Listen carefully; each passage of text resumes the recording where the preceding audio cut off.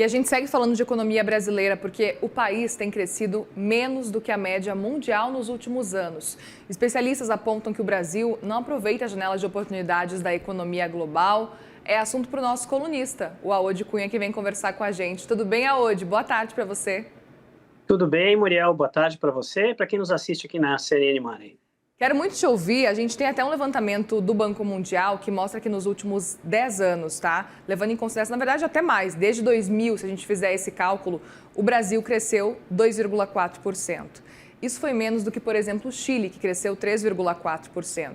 Colômbia cresceu 3,6%. Peru, 4,1%. E aí, Índia, 6,3% e China, a gente não precisa nem dizer, né? Cresceu 8,2% desde o ano 2000. A gente está falando aí de 25 anos praticamente de um crescimento que, no fim das contas, a gente está ficando para trás, inclusive de Chile, de Colômbia, de Peru. Qual que é a explicação por trás disso, Aode? Como é que você avalia esse cenário e qual que pode ser a causa raiz para isso estar acontecendo com o nosso país? Bom, Muriel, eu acho que a gente pode olhar isso para uma perspectiva mais longa, né, da economia brasileira. Se a gente for olhar até para os últimos 3 anos, o último ano do governo Bolsonaro, 22, primeiros 2 anos do governo Lula, 23 e 24, a gente até se aproximou mais da média global, estamos mais próximo de 3% de crescimento ao ano, com o mundo crescendo aí 3,3, 3,4. Mas se a gente vai para um período mais longo, nós vamos ver primeiro o seguinte: o Brasil, do início do século passado até a década de 80, ele cresceu muito. O Brasil cresceu acima da média global até o início dos anos 80. Mostrou essa capacidade de crescimento, a participação do PIB do Brasil no mundo saiu de 0,6 para 3,3, nós multiplicamos por 5, era um fenômeno de crescimento. A Coreia do Sul vinha aprender com o Brasil na década de 70 até início de 80. Mas de 80 para cá, então nós estamos falando de 5 décadas, o Brasil tem crescido sistematicamente menos que o mundo, em todas as 5 últimas décadas. E eu acho que a maior explicação para isso é que a produtividade da economia ficou estagnada, né?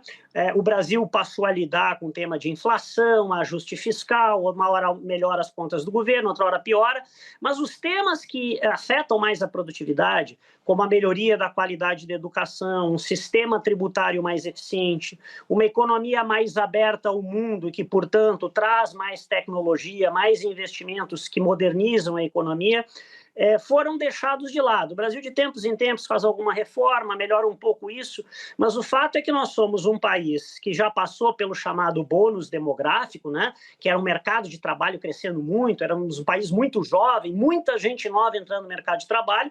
Agora nós vamos ter uma outra fase, uma fase que o país envelhece, ele vai ter um mercado de trabalho menor, vai ter que sustentar mais pessoas que já não estão no mercado de trabalho, principalmente aquelas que já não estão em idade de trabalhar, e, portanto, ele só tem uma saída: ele precisa aumentar a produtividade. Se a gente não resolver esse ponto, que é uma produtividade, né, a forma de produzir de forma mais eficiente com os mesmos recursos, isso vale para o setor público, para o setor privado, nós vamos continuar com essa dificuldade de acompanhar o crescimento global e crescer mais, como outros países estão fazendo.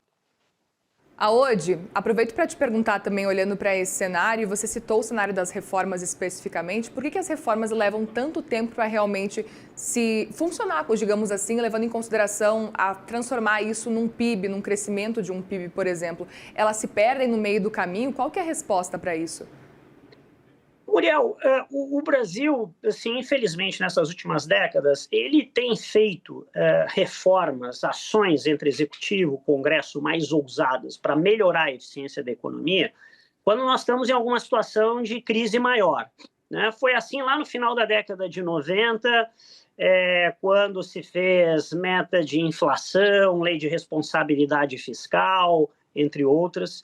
Depois, mais recentemente, ali no segundo governo Dilma, 2015, 2016, quando o gasto fiscal saiu fora de controle, a inflação subiu, nós chegamos a ter um impeachment, e aí teve um governo Temer que teve uma janela para fazer reformas durante um tempo. Então, são momentos pontuais. Aí, quando a gente faz essas reformas, a economia melhora um pouco mais, mas a gente não consegue completar uma agenda contínua de reformas para a produtividade. Esse é um desafio que é um desafio institucional e político do país, né? A gente tem um Congresso que muitas vezes também é resistente a essas reformas, mas nós não temos outra saída. Se o país quiser crescer mais, gerar mais prosperidade, ele vai ter que avançar numa agenda mais constante de reformas que aumentem a eficiência da economia. A gente está falando realmente de um movimento, estamos falando de um movimento estrutural, né, Aode? Eu queria entender um pouco sobre esse cenário, porque no fim das contas não é algo para curto prazo, a gente precisa olhar para um longo prazo. E aí é difícil realmente de fazer esse movimento, a gente não tem visto isso acontecer. Muriel, de novo, eu acho que é um tema de maturidade institucional do país, não é só uma agenda de um governo ou de outro governo. Sim. O que a gente tem visto, eu diria, nos últimos anos, décadas, muitas vezes a gente tenta resolver problemas no país, inclusive de área social, só aumentando o gasto em algumas áreas.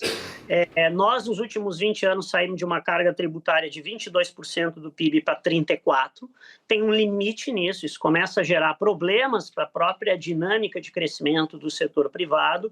E a única forma de mudar isso é a sociedade, né, materializada em executivo, Congresso, entender que nós precisamos ter um outro tipo de agenda, uma agenda de mais eficiência, melhor uso de aplicação de recursos na área social, em educação, saúde e segurança, ter um sistema tributário mais moderno, o setor privado também sendo mais competitivo, talvez para ser competitivo tem que estar mais exposto à competição, à concorrência, o que significa abrir mais o país também a essa competição internacional.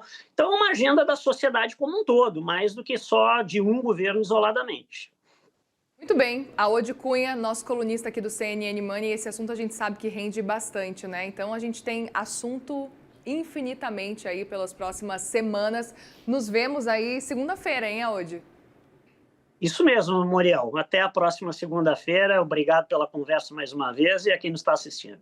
Obrigada. Boa tarde para você.